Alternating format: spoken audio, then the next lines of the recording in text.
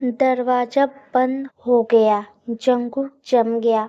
महंगे जूतों की आवाज हॉल में गूंज रही थी, तेज और तीखी, जैसे तूफान वापस आ गया है। उसने बिना सोचे समझे मुड़कर मिन हैरम को धीरे से पालना में लिटा दिया। उसका हाथ हल्का से कांप रहा था।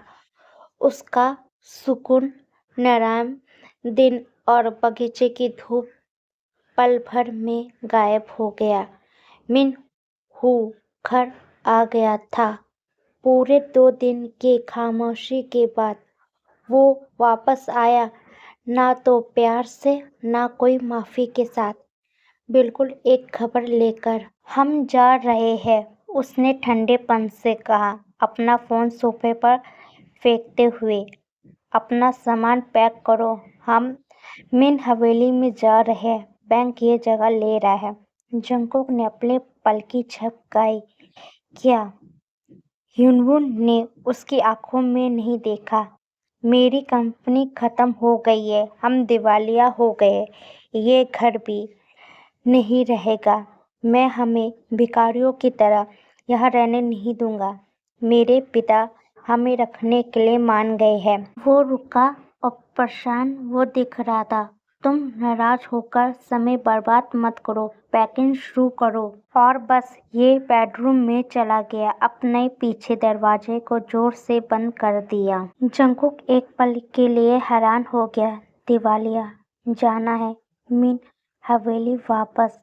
वो धीरे से बैठ गया, आंखें चौड़ी थी, दिल जोर से धड़क रहा था और फिर उसके होठ पर एक हल्की सी मुस्कान आ गई। और अपनी शादी के बाद से मिन हवेली वापस नहीं गया था। 4 साल पहले, और तभी वो बस थोड़ी देर के लिए गया था। लेकिन उसे याद था कि ह्यूनवू की माँ ने उसे कितनी जोर से गले लगाया था, कैसे उसके पिता ने उसके बाल को सहलाया था और उसे ज्यादा खाने के लिए कहा था। उसे टेबल पर हंसी मजाक याद था, जिसे प्यार से वो उसे खाना देते थे। असली परिवार की गर्माहट। उन्हें उसे कितना प्यार करते थे सच में, और उसने उन्हें जितना कभी माना था उससे भी ज्यादा याद करता था। उसका दिल धड़कने लगा। तनाव के बावजूद एक शांत खुशी अंदर आ गई। हैरम अपने पालना से धीरे धीरे बड़बड़ा रहा था और जंगकुक उसके पास झुका, बच्चा के मुलायम गाल पर अपनी उंगली फहराई। क्या तुमने भी सुन रहे हो हैरम? उसने फुसफुसाया। इस बार हम कहीं गर्म जगह जा रहे हैं। लेकिन एक ख्याल आया, मिन यूंगी। उसने ह्यूनवू के छोटे भाई से कभी बात नहीं किया था, एक बार भी नहीं। उसने उसे शादी में दूर से ही देखा था, लंबा और जिसे समझना मुश्किल था, तेज आंखें और ठंडी हाव भाव। ह्यूनवू हमेशा कहता था कि यूंगी दूसरों को जज करता था और बहुत सीरियस और खुद को बहुत ज्यादा समझता है। उससे बात करने की कोशिश मत करना, ह्यूनवू ने एक बार कहा था। उसे सिर्फ वो लोग पसंद है जो काम के होते हैं। तो जंगकुक ने अपने मन में एक तस्वीर बना ली थी। यूंगी ह्यूनवू का दूसरा रूप, शायद थोड़ा शांत, लेकिन उतना ही दूर रहने वाला, उतना ही सख्त। उसने आह भरी। शायद वो यूंगी से बिल्कुल बात नहीं करेगा, वो बस अपनी सास के पास रह सकता है, घर का काम में उनकी मदद कर सकता है, हैरम की देखभाल कर सकता है, हमेशा उसके अपने सर के नीचे रख सकता है। लेकिन फिर भी सीने में उसे एक छोटा सा डर के बावजूद खुशी बनी हुई थी। वो एक ऐसी जगह वापस जा रहा था जहाँ खुले दरवाजे थे। एक ऐसी जगह, एक बड़ी ठंडे घर में अकेला नहीं होगा, जहाँ लोग मुस्कुरा रहे होंगे, जो शायद कोई उससे पूछेगा कि उसने खाना खाया या नहीं। जंगकुक ने पहले हैरम के कपड़े मोड़ना शुरू किया। मुलायम कपड़े उसने ध्यान से बेबी बैग में रखा। उसका दिल अजीब तरीके से हल्का महसूस कर रहा था। शायद चीज बहुत ज्यादा नहीं बदलेगी, लेकिन शायद, बस शायद, ये किसी चीज की शुरुआत थी। एक बदलाव, एक मौका, एक हल्की हवा उसकी जेल की दीवारों से गुजर रही थी। उसे याद दिल में रह रही थी कि बाहर एक दुनिया इंतजार कर रही है, और शायद, बस शायद, वो कहीं ऐसी देख रहा है, एक शरीर के तौर पे नहीं, एक बोझ के तौर पे नहीं, बिल्कुल जंकू की तौर पर, बस जंकू। और उम्मीद जितने भी छोटा होगा, उसका हाथ को धीरे तेजी से चलने लगा। उसका कंधा धीरे से सीधा हो गया। वो मिन हवेली वापस जा रहा था, और इस बार वो जिंदा नहीं रह रहा था, वो जीने का इंतजार कर रहा था। काली कार मिन हवेली के लोहे के गेट से गुजर रही थी, और चिकने पत्थर के रास्ते पर पहिया के हर मोड़ के साथ जंकुक का दिल की धड़कनें तेज हो रही थी। हैरम उसकी बाहों में सो रहा था। उसका छोटा सा चेहरा जंकुक के चेहरे से लगा हुआ था। उसको पता नहीं था कि उसके आसपास की दुनिया बदल रही है फिर से, लेकिन इस बार हवा अलग लग रही थी, ज्यादा नरम, ज्यादा गर्म, जानी पहचानी।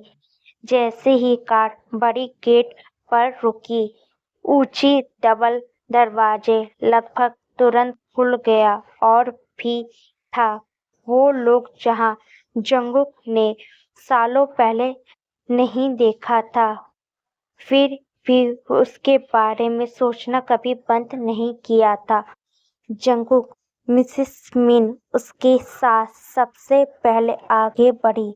बाहें पहले से फैला कर रखी हुई थी, आंखों में भावना भरा हुआ था। उससे पहले कि वो ठीक से उतर पाता, पहले से ही हैरम को धीरे से अपनी गोद में ले लिया। उसने मुस्कुराया, सूरज की किरणों की तरह खुली हुई थी। और मेरा बेटा बच्चा, इसे देखो, ये पहले से कितना बड़ा हो गया। बच्चा के सर पर चूमते हुए उसकी आंखें चमक उठी।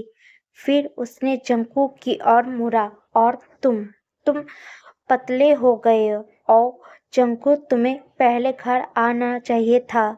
जंकुक ने अपनी पलकें झपकाई, और वो भावुक हो गया। और मॉम, मिस्टर मिन भी उनके साथ आए, एक गरिमापूर्ण लेकिन गर्मजोशी वाले मौजूद। उनने जंकू को धीरे से गले लगाया। अब तुम आ गए हो घर मेरे बेटे, कोई औपचारिक नहीं, तुम परिवार हो। और बस जंकू के अंदर कुछ ढीला पड़ गया, कुछ ऐसा जो 4 साल से कसकर बंधा हुआ था। उसे अंदर लग रहा था कि कोई डांट नहीं, कोई अजीब तनाव नहीं, कोई सवाल भरे नजर नहीं, बस प्यार, सच, बिना शर्त का प्यार, जिसने अचानक उसकी आंखों में आंसू ले दिया। नौकरानी जल्दी से उनका सामान लेकर आई।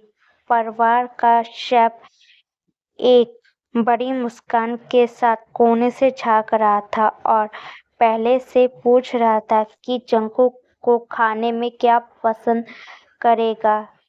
हाउस स्पीकर गर्म चाय, ताजे फल और मुलायम तौलिया ले आया, जैसे कि कोई राजकुमार आया है जो वनवास से लौटा है। हैरम, जो अब जाग गया था और नए चेहरे को देखकर पलकें झपका रहा था, उसने इतना प्यार और नरम से एक गोद से दूसरे गोद में लिया जा रहा था। उसके दादा और दादी हंस और प्यार से बात करने लगे और पूरी तरह से मंत्रमुग्ध था और जंगकुक बस देख रहा था। वो अपने सीने पर हाथ रखा और वहीं पे खड़ा हुआ था। उसे समझ नहीं आ रहा था कि वो क्या करे और कैसे जवाब दे। उसने खुद को याद और जजमेंटल, शायद ठंडे पानी के लिए वो तैयार किया था कि खासकर इसलिए क्योंकि युंगी वहां नहीं था। उसका मन का एक छोटा हिस्सा अभी भी मानता था कि युनवू का छोटा भाई उसका स्वागत नहीं करेगा, कि युंगी उसे बोझ समझेगा और उसे भी बुरा, कमजोर समझेगा। लेकिन अभी के लिए इनमें से किसी को बात का कोई फर्क नहीं पड़ेगा, क्योंकि बाकी फैमिली उसके साथ वो जैसा बर्ताव नहीं किया है, उन्हें उसके साथ बेटे जैसे बर्ताव किया है। मिस्टर मिन ने हाथ बढ़ाया और अपना गर्म हाथ उसके कंधे पर रखा। हम तुम्हारे और हैरम के लिए रेस्ट रूम तैयार कर दिया है। वहाँ ज़्यादा शांति है, बिजनेस वर्ल्ड से दूर। तुम वहाँ बेहतर आराम कर पाओगे। और कल मिसेस मिन ने कहा, हम हैरम के लिए शॉपिंग करने जाएंगे। उसे खिलौना चाहिए, कपड़े, सही धूप। अपने पोते को ऐसे नहीं जीने दूंगी जैसे इस घर का वो नहीं है। जंगकुक का होठ कांप रहे थे। थैंक यू, उसने धीरे से कहा, बहुत बहुत थैंक यू। उस रात हैरम को अब तक देख रहा था सबसे मुलायम पालना में सुलाने के बाद स्टफ एनिमल और हल्की लोरी म्यूजिक गूंज रहा है। जंगकुक बेडरूम की खिड़की के पास बैठ गया। चांद पतली पर्दों से छन कर आ रही थी, जिससे फर्श पर चांद की लकीरें बन रही थी। उसने नीचे बगीचे में और देखा और धीरे से कहा, हम यहाँ सच में सेफ है ना? उसे नहीं पता है कि युंगी कहाँ है। उसे नहीं पता है कि कल क्या होगा। उसे नहीं पता है कि युनवू अब कैसा बिहेव करेगा जब वो अपने पेरेंट्स के घर वापस आ गया है। लेकिन आज रात के लिए वो घर पर था। उसे प्यार किया जाता था और यही काफी था।